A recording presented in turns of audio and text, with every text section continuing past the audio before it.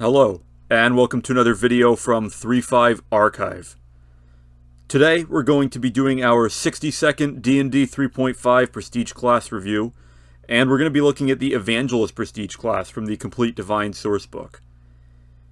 Evangelists travel the countryside preaching to those who will listen and trying to win converts to their religion. They proselytize anywhere that they can, and they usually just are very persuasive, very captivating sorts of individuals, and that's how they get new followers. Evangelists, despite their religious theme, are not actually geared toward clerics. They are more commonly for bards to enter. And you can see this from the requirements for the Prestige class and also the abilities that it gives you. It's going to give you a lot of abilities that are very similar to bardic music abilities. And in fact, the mechanics are based off of those bardic music abilities. So to become an evangelist, you're going to need to have the same alignment as your deity. You're going to need 8 ranks in bluff, 5 ranks in gather information, 5 ranks in knowledge religion, 6 ranks in perform oratory, 5 ranks in sense motive, and you're going to need either the negotiator or persuasive feats.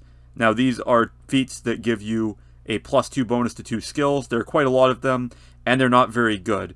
So generally speaking, you can consider this to be sort of a tax that you pay to get into the Prestige class.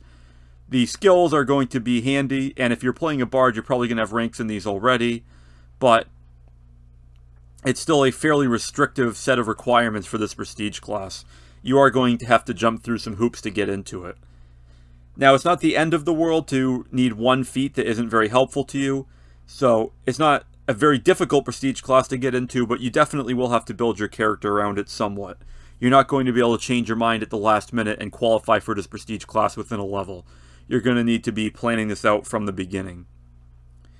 So who can get into this Prestige class? Well, bards certainly can. They're going to be able to get the right number of ranks in all of these skills. Rogues can come in after level 7. They're going to have a little bit of difficulty with the knowledge religion ranks, but maybe with multi-classing that they can get in a little bit faster. But generally speaking, bards are going to be the ones going into this Prestige class, and the example character given here is a half-elf with 5 levels in bard and 3 levels in evangelist. So you can definitely tell it's meant for bards. And what you get from this Prestige class, you get a d6 hit die, you get 3/4 base attack bonus, you get 6+ intelligence modifier skill points per level, and you get a good will save. So your basic stats are pretty much the same as a bard, except for you not having a good reflex save, but that sort of makes sense for somebody that spends most of their time preaching. And at level 1, you gain the Great Orator feature. And these are a series of features. You get one at 1st, 3rd, and 5th level. This is a 5-level Prestige class. And each of the abilities allows you to use your perform oratory skill in order to get some kind of effect. So it's like a bardic music ability. The Evangelist also does continue to improve your existing bardic music abilities. So your levels will stack with bard levels for improving your inspire, courage, and that sort of thing.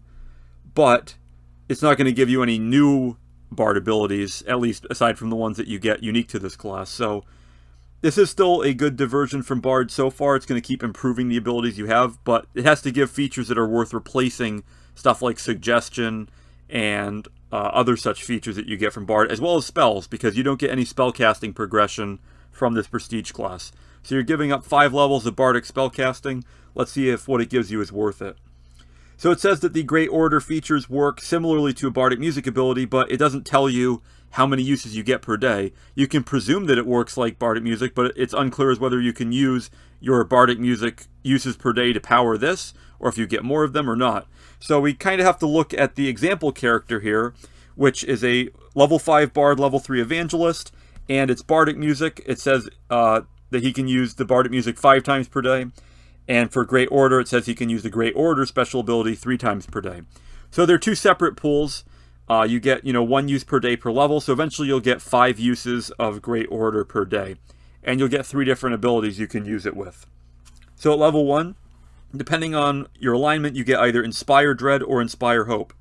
Inspire Dread is a full round action to give a -4 penalty on will saves to all your enemies within 30 feet of you, and it lasts as long as concentration, plus an extra 3 rounds. Now that full round action to activate is a pretty steep ask, especially paired with a limited range. It can be really great to give a lot of enemies a penalty to their will saves to make it a little bit easier for the wizard to slap a mass suggestion on them or something like that. But unfortunately, between the limited range and the full round action, you're going to need to already be in pretty close quarters for this to come in handy. For good or neutral aligned evangelists, they can use Inspire Hope, which is as a full round action, gives a +4 will save to all allies within 30 feet. And it lasts as long as you concentrate, as long as you're speaking, and for 3 rounds afterward. But you can simply give a quick little prayer or whatever, give all of your allies +4 to their will saves for 3 rounds, and then you can go into battle, and your allies will be pretty impressively buffed. It's hard to replicate that with spells as easily. And it's a sacred bonus as well, so it's going to stack with pretty much everything else. So this is a pretty good feature. Already this is almost worth dipping into the prestige class by itself. But let's see what else you get. At level 2, you're going to gain Fast Talk. You know what to say at the right time, and this lets you make a rush diplomacy check as a full round action at only a -5 penalty instead of the normal -10. And keep in mind that you probably had the negotiator feat to come into this prestige class. You have a great charisma, and you needed to have some ranks in diplomacy to get into this prestige class. So you're certainly a prime candidate to be very good at diplomacy, and being able to do it as a full round action is important, and oftentimes in a dungeon, that's going to be the only way you're going to be able to do a diplomacy check. So as a result of that, this is basically giving you a +5 on diplomacy checks. It's a major boost, and it's a really good feature overall. At level 3, you're going to gain Inflame the Righteous. This is your second Great Order ability, and you're going to need 11 or more ranks and perform oratory for this one, and it wreaths you and your allies within 30 feet in Divine Flame. And it says that this works like the Fire Shield spell, although it uses your class level +5, so basically your character level, to determine the caster level of the spell. It does say that the damage caused by the spell is purely divine and not subject to a creature's resistance or immunity to fire. This is a little bit weird because Fire Shield technically has 2 options. You can either do Hot Fire or Cold Fire that does cold damage. So it's a little bit presumptive here, assuming that you were choosing the Fire version. And it kind of modifies the spell by turning it into pure divine damage, entirely so, and thus has, resistance or immunity to fire has no effect on it. And you're going to need a full round action like the others to perform it, and then concentration for each round thereafter. And then if you stop concentrating, it lasts for 3 rounds. So this is another one that you can do as a buff, as a full round action before combat. This is definitely something you want to use in the right party. Fire Shield is really strong, and it's kind of made up for by the fact that usually it's a wizard spell, and wizards don't tend to be in melee combat unless this is a, fighter wizard, eldritch knight type of scenario, in which case you're probably not going to have as good of armor class, and you're going to need something to make up for the fact that you're getting hit more often. Putting this on a cleric who has the sun domain, you have a good armor class, you're getting hit less often, so it's not quite as good. But being able to put it on your whole party, if a lot of them are in melee and they don't have the best armor classes, then this is a great option. This is going to make sure that you give out about as much damage as you deal, even if you're having trouble hitting your opponents. And in a long war of attrition type battle, this can be really able to turn the tide if nothing else is working. So this is a pretty good feature, a mass fire shield, and you can use this, at this point it would be able to use it 3 times per day if you needed to. So that is pretty good. At level 4, you're going to gain Skill Mastery. You pick a number of skills equal to 1 plus your intelligence modifier, which will likely be +1 for a bard, so you're going to get to pick 2 from among Bluff, Diplomacy, Disguise, Intimidate, and Sense Motive. You're probably going to want to pick Diplomacy and then either Bluff or Sense Motive. And as all Skill Mastery features do, it gives you the ability to take 10 on that skill check, even if you're in a stressful situation. And that's good because that means that your, absolute bottom roll is going to be a 10, so you know that you're going to be fairly reliable on diplomacy checks. This is a pretty great feature for a diplomacy-focused character. It wouldn't be worth taking the prestige class by itself, but it's nice to have in there. And finally, at level 5, you're going to gain the Convert the Unfaithful ability.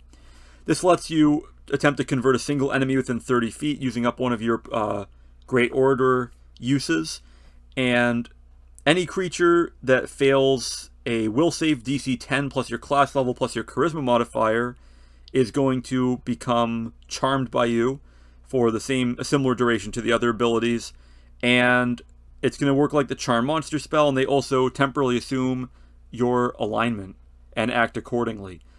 Then when the spell is over, they revert back to their original alignment if they so choose, which they likely will, unless they've somehow, seen the light, so to speak. And then they must make another saving throw at the same DC as before, and if they fail, then their alignment does change back, but they need an atonement spell to gain back any alignment-based special abilities. So there are a few issues with this feature. For one thing, it stands no chance of being permanent unless the Dungeon Master is feeling kind to you. It's really up to the DM how the monster feels after it's done. This also doesn't work on creatures with an alignment subtype, such as angels and devils. They're just, they embody their alignment too strongly to be converted, by mortal means at least. And the difficulty class is another problem. Generally speaking, whether it's spells being, roughly half your level in progression, or if it's the standard, DC for abilities is 10 plus half your level plus your ability modifier. And when this starts out, you're going to be probably around character level 10th. So the 10 plus full class level is going to be DC 15 plus your ability modifier. That's the same as a wizard casting a 5th level spell or a 10th level character using some kind of special ability. However, as you go on in levels, this is only a 5 level prestige class, so whatever you do after that isn't going to improve the DC. So at 20th level, when the average ability DC is 20 plus the whatever spell casting or ability use modifier is being used, this is still going to be stuck at 15. So your opponents are going to be getting effectively a +5 on will saves against this. And it's hard enough to get, enemies to fail their saves against your abilities as is. You could take ability focus, but even if you do, this is only a temporary thing. And it's interesting that this comes into play at the same level that the Bard would get the Dominate Person spell. And in fact, this prestige class, taking levels in it as a Bard, would actually, wipe out your getting the suggestion feature. So you're missing out on some potentially better mind control options from the Bard class instead of, instead you get this. And while it's decent, if it had maybe another saving throw to avoid being permanently stuck as that alignment, then that might be a better ability. You could slowly convert a dungeon full of monsters to your cause. You would really have to put a lot of effort into, maybe with diplomacy checks, convincing a creature to keep the same alignment. While it is a very powerful ability in that it can kind of work to turn a creature to side, it's heavily dependent on DM interpretation, and some DMs might just, have the creature decide to flee or sit in a corner or not really be that useful. So it heavily depends on how the Dungeon Master feels about it, and as such, it's really not that great of a feature. There are a lot better options at this level for that sort of thing. So what should we think of the Evangelist overall? Well, it gets an excellent ability to give all your allies a big bonus to will saves, and at the cost of a single level dip, which really isn't that much for bards. They don't necessarily need to be on point gaining each level of spells, especially if they're that 5th character in a party, so to speak, who's mostly handing out buffs and being support in combat. If you take 3 levels in it, you get a great feature for a party that's got a lot of hit points and not a lot of armor class. So maybe like a barbarian party or something like that would be excellent for Inflame the Righteous.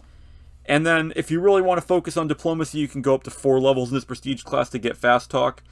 Convert the Unfaithful is good, and honestly, if you're going 4 levels in this prestige class as a bard, you've already missed out on enough spell casting that you might as well take this in order to get, some kind of mind-affecting effect. But it's really not the greatest, and it's a little bit disappointing, although it is a thematically satisfying capstone ability for the prestige class. So how would I change the Evangelist? Well, I would probably get rid of the 30-foot range limitation. There are very few motivational speakers out there that are only able to, be audible and intelligible at a range of 30 feet away. I would at least make it a 60-foot range, potentially even 120 feet so long as they can hear you. But 60 feet sounds pretty good, and that's within, a reasonable range for most D&D abilities. You could keep Inspire Hope at 30 feet, but Inspire Dread definitely should be able to be used out to 60 feet, especially if it's requiring a full round action to do. Which does make some sense, as you do have to kind of stop and, speak a prayer or admonition of some sort from your deity, but it really doesn't make the ability that usable when you are stuck with all these limitations. Same with Convert the Unfaithful. Inflame the Righteous, making that extend to 60 feet might be a little bit much, but it's fine to vary the ranges depending on whether it's a beneficial ability or if it's an offensive ability that you would use on the enemy. Fast Talk and Skill Mastery are fine. They're not great features, but they fill in the gaps between the more powerful Great Orator abilities.